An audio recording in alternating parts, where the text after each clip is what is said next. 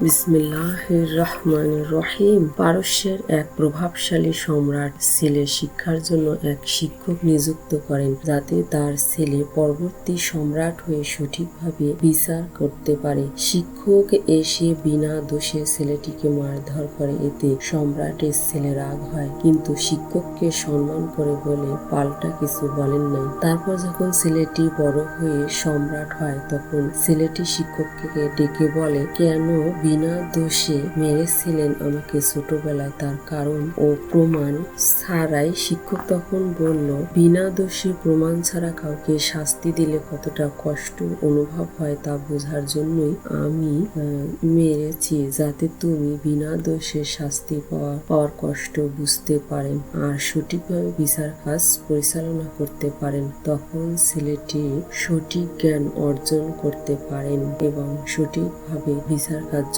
পরিচালনা করেন। আমিন।